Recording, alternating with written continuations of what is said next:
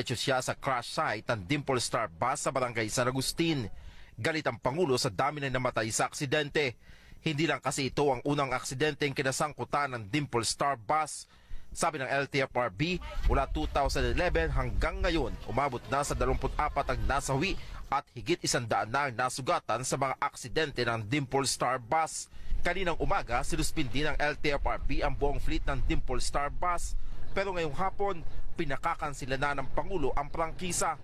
Lahat, hindi lang cancel. I am ordering all the bus ng ditong Dimple grounded.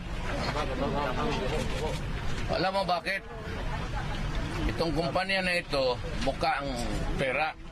Pati may-ari ng bus company, ipinapaaresto at pinapakasuhan din ng fraud ng Pangulo. Pinahuli ko na yung nangyari nito. Pati yung nag-operate ito, lahat ng operate ito. Kulong mo lang muna. Walang operate. Basta sabi ko, kulong daw kayo. So that's the order. May 118 units ang Dimple Star Bus na bumibiyahe sa Occidental Mindoro, Maynila, Iloilo at Masbate. Lahat ng may existence certificate ko wala ko din. Kung magalit-galit sila, buhusan mo ng gasolina at hindihan mo. Sabi ko, utos ko. Sa pahayag naman ng Dimple Star Transport, sinabi ng kanilang abogado na hindi pa nila makumpirma ang pahayag ng Pangulo. Pero sinusiguro ng Dimple Star ang pagsunod sa mga kautusan gaya ng ipinatutupad ng LTFRB. Pinapasuri rin ng Pangulo ang katawan ng nasawing driver. Marami umano kasi ang gumagamit ng illegal na droga para hindi antukin dahil sa haba ng biyahe. Kaya sabi ko dito sa polis, kuna ng buksan yung katawan, tignan yung kung may mga chemical. Dinalaw din ng Pangulo ang lamay ng nasawing si Elizabeth de la Cruz at nag-abot ng financial assistance sa naulilang pamilya.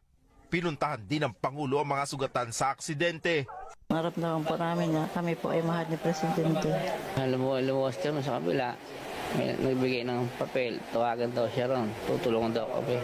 10,000 pesos ang tulong na inabot ng Pangulo. Pinapahinto na rin ng Pangulo sa LTFRB at HPG ang operasyon ng mga kolorum na bus. Kaya mo ulit lahat ng mga kolorum? Yes, sir. Binilaan din niya ang mga transport group na huwag makialam sa pagsugpo sa mga kolorum. Kung kolorum ka, ihasbis. Pag hindi, papahuli talaga kita. Pag maghuli ka, sabihin ko, padala mo ng SAP. Kung maglaban din, padala ko ang army. Napansin naman ng Pangulo na hindi matapos-tapos ang ginagawang kalsada malapit sa pinangyarihan ng aksidente na halos 2 taon na umanong ginagawa. Ipinatawag na ang District Engineer ng DPWH at inutos na tapusin ng kontraktor ang kalsada sa loob ng 30 araw. Katwira naman ng District Engineer, hinaharas sila ng mga NPA. Pag hindi ito na-complete within 60 days, terminate mo ang contract, take over ang ilo. No, 30 days lang. Mahaba na.